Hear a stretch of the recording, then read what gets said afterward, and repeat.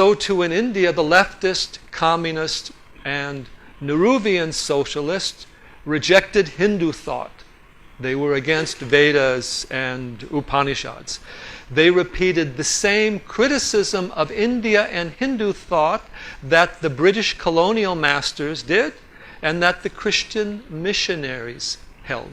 So in terms of ideas, even though these leftist leaders were pro-independence for these countries at a political level, they continued the same intellectual slavery and dependency, and in many respects they continued the same educational institutions and even media, newspapers approach to politics that the colonial rulers had.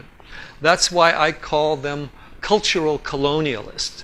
Culturally speaking, they would still reject the traditional Hindu culture, but they would follow the West.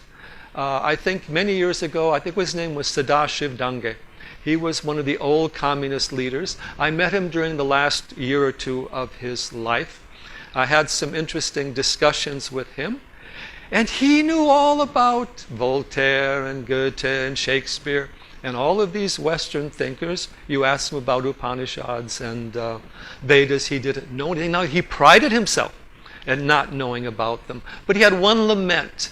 His wife was still a great follower of the Bhagavad Gita, read it every day, and everything he had done to turn her away from the Gita had failed. Today, you see a number of these literary figures in India giving back their awards to protest the current government. Current government is giving more support to the traditional culture. Now, if we look at these literary figures, you'll find that they know Western literature very well. They even try to imitate Shakespeare or modern Western writers, but almost none of them know Sanskrit. The Kavya literature they don't study. Kalidas they certainly would not read.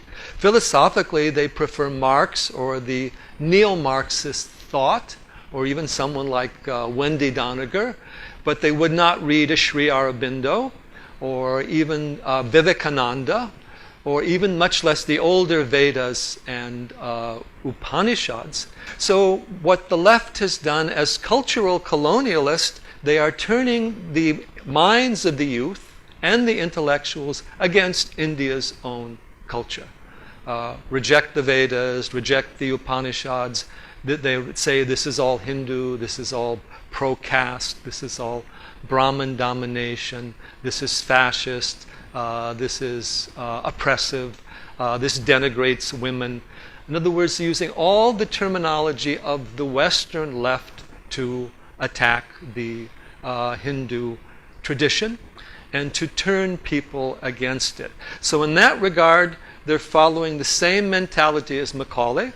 They're following the same mentality as the Christian missionaries, and they're having the same effect, except what they're promoting is their Western leftist culture rather than some of these other groups.